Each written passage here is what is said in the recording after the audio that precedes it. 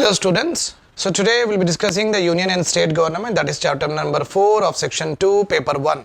Again here I would like to tell you that I am not going into details of the qualification of presidents, the removal procedure of president, the qualifications of the judges, okay, the qualifications for the prime minister. I am not going into all of that stuff because anyhow you will study that in polity. So with regard to polity lectures which are important for the examination, which we are skipping in the form of like articles, in the form of like qualification, I will make a separate playlist for it, so you can know that particular the gist of polity you can know from it. Okay, but here we have to majorly look after what? Look after the political science, means we have to dig deeper into the functioning of the state and union government and how it has been subcategorized and categorized components wise, and how they work, what is the functioning, what are the underpinnings in it, what are the challenges, obstacles. Okay, that is what we have to look in our lectures now. And with regard to if at all they ask you, like I have not seen a question which is asking you that what are the qualifications of the president and describe its removal procedures or pardoning powers of the president or governor distinguishes. Like that kind of questions will not come in PSIR. They may appear in GS paper 2. Here we need to analyze only with regard to most of the in-depth concepts and insights, because you are being a part of bureaucracy. So that's why you need to be aware of that, how the things are functioning. Clear? First of all, let us have a structure of union and the state government. That is important, and I'll just tell you the challenges, that how it has been there and what we are going to study. And we are going to see this union and state government in a distinguishing manner, which will help us to build a very good knowledge about part 5th and part 6th of our constitution. Gives us a very sharp differences and a very high recall value with regard to if you are learning in this way. So we are having here union government, we are having, okay, in the syllabus we are having various organs of the government, and they have given like union government, they have given like state government. Clearly they have mentioned in our syllabus chapter 4 section 2 paper 1, and after this, after writing this in the syllabus, they have also written one of the important statement. They said that what is the envisaged role, not rule, role of these organs of the government, okay, and what is the actual working, what is the actual working. From the actual working only we will get the challenges, and we'll also get that difference between what is the constitutional mandate was there, how it is being actually implemented. Obviously there are a lot of drawbacks, there are a lot of challenges are there. That is what we are going to discuss. Clear? So in our syllabus they have given us union government, various organs of government they have given like this, and they have specifically mentioned union government and state government. After that they have mentioned what is the envisaged role of these governments and how actually they are working. This part is the most important part for GS paper 2 and also for the PSIR optional. From here only we have to actually do 8 to 10 contemporary issues we have to do, because president role is debated, prime minister role is debated, governor role is debated, judiciary and executive, both roles are what I say is that a lot of time encroaching each other powers, judicial activism, judicial overreach, all of these actually comes here. Okay. So that we are going to discuss. Clear my point? This is important, and from here no questions will come. They are coming either in prelims or in the GS paper 2.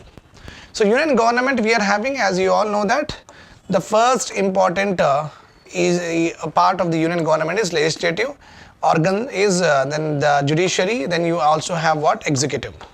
Okay, in our country, as we have learned in our previous classes, that executive forms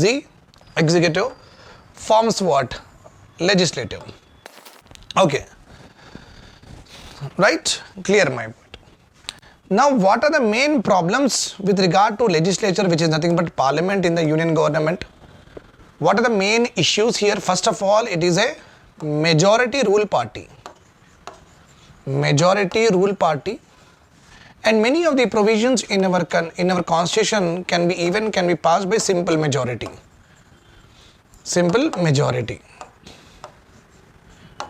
Right. This is all fine.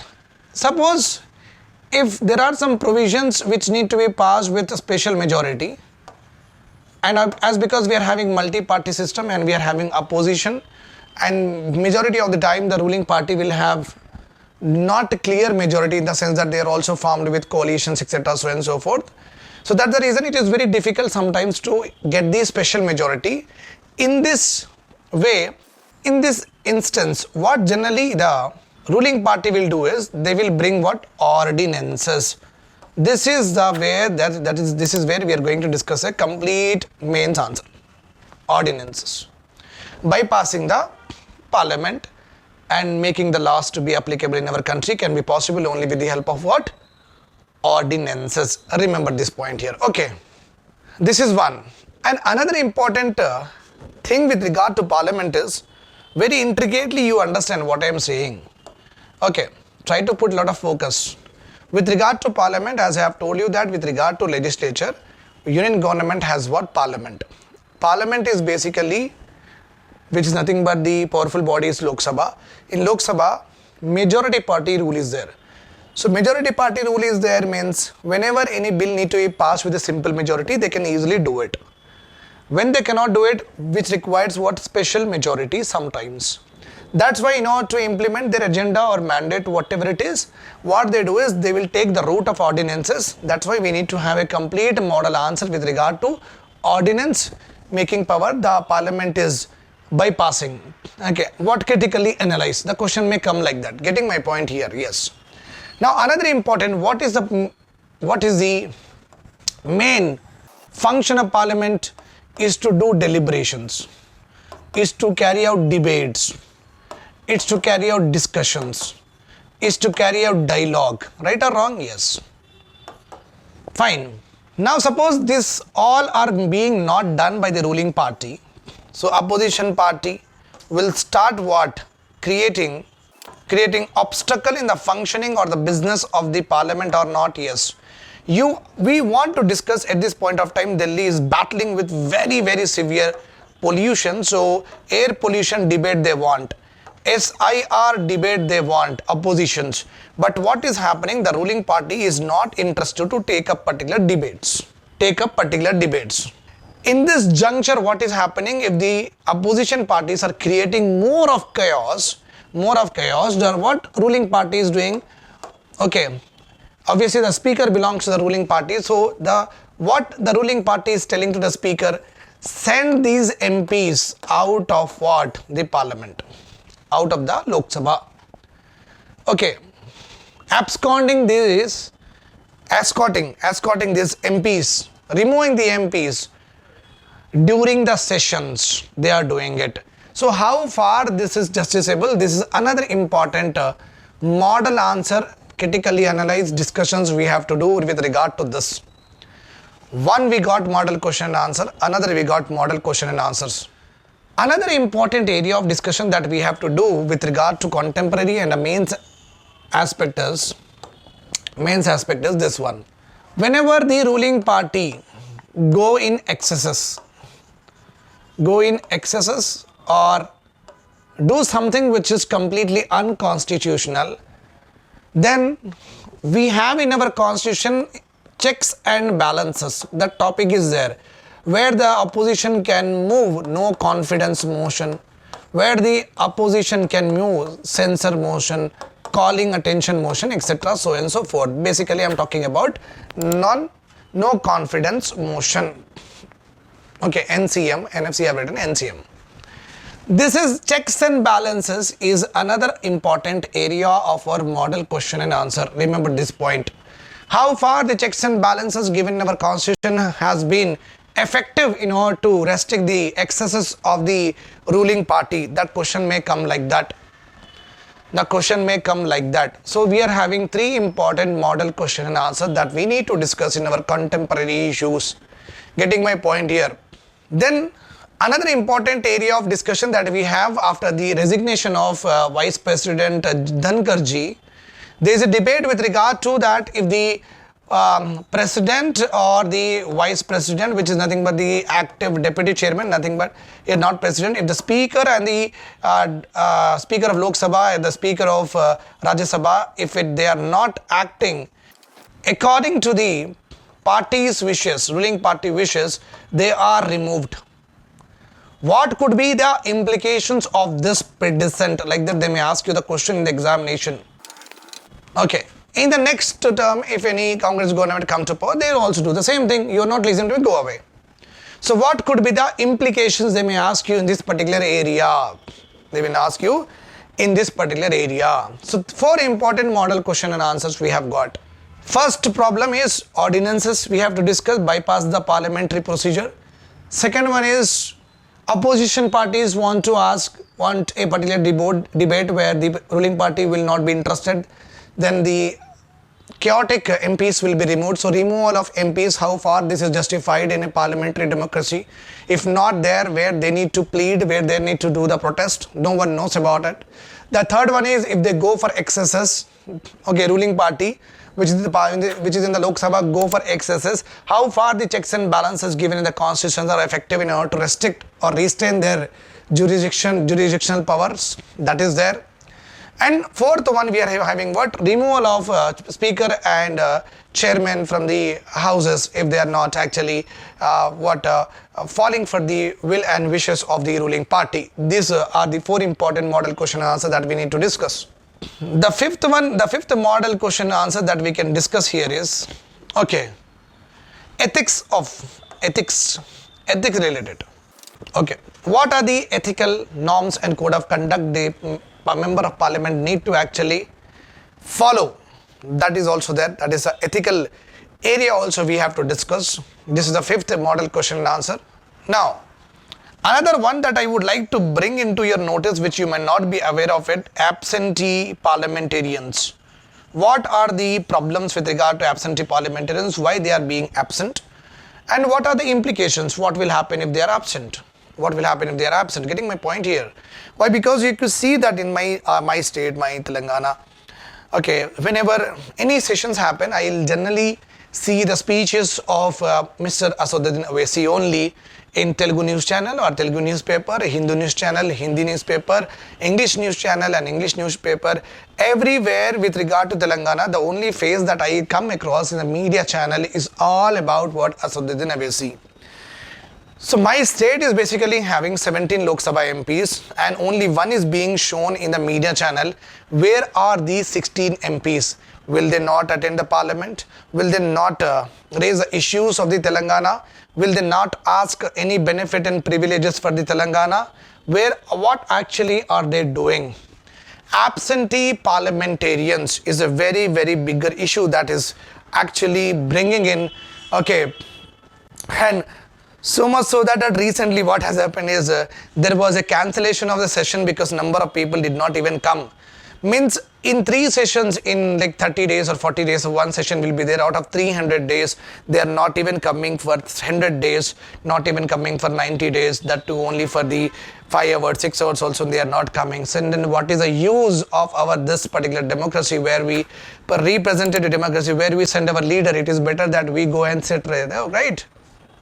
So these are some of the important issues that we need to be discussing with regard to what legislature. I hope this is all clear to you. That's why I'm not going in the details of the qualifications of president, the impeachment procedure of judges, etc. How the vice president, what is the electoral college looks like. So that is all the basic thing that you can study in the polity. But in PSIR, this is what you need to focus. This is where you need to focus. Okay.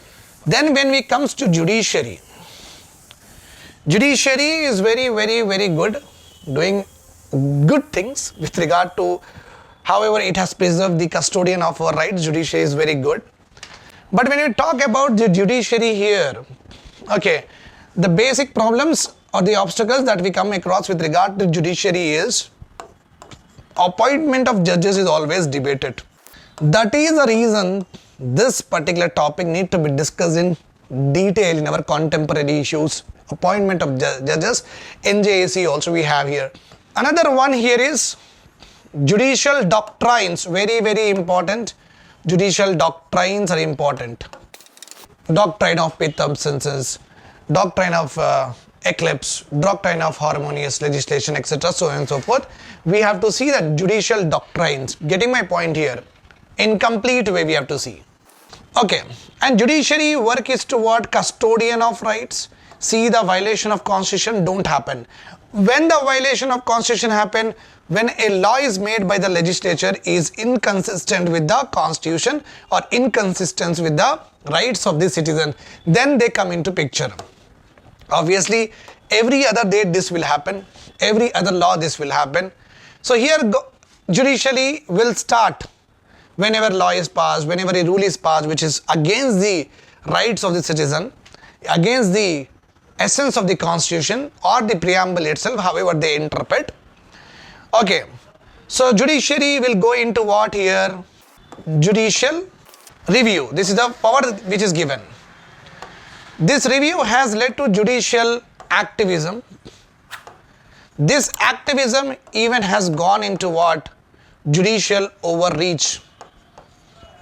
Judicial overreach. So we are going to discuss all of these in a very detail. All the case laws, all the underpinnings of it, we have to discuss all of them. Okay, so first one we have to discuss with regard to the appointment. Second important analysis with regard to the model question and answer we have to do with regard to doctrine of judicial doctrines, and then we have to do judicial review, judicial activism and judicial overreach. In these only you will get the concept like environmental jurisprudence. In these only we will get the concept of basic structure jurisprudence. In these only we will get industrial or labor jurisprudence. Like that the question will come. In this only we will get to know about constitutional morality. There are some things written in the constitution, not written in the constitution, but that's how we can interpret from the constitution that okay, the constitution want to establish these morals. Though the moral is not written, it is value based, it is there in our imagination. Okay, though it is not written, but still we understand what the morals will be there. Untouchability, abolition of untouchability, Article 17 is there. Okay, what it seeks to, what is the moral it seeks to establish? Okay, nothing but every human being that is born in our country or any other country should not be subjected to what? That demeaning or dehumanize practices of what? Untouchability. I'll not sit with you, I'll not eat with you, I'll not talk to you. Okay, so the morals means treating everyone equal is what has been established under the untouchability, abolition of untouchability, Article 17. Morals has been imparted here. So, though it is not written, but still we can understand that that is a moral thing that has been given to us. It's not subjective. It's not subjective that we can see and we can just distribute things. It's not subjective. Untouchability, it's not subjective. It's not materialistic. It is all about what morals. We are taught by the constitution that okay, in your mind you have to think that everyone is equal. There is nothing like you are different from me or I am different from you on the basis of your birth. On the basis of your birth. Getting my point here. Okay. So these are some of the important areas that we have to do in detail in our contemporary issues. Getting my point here, yes.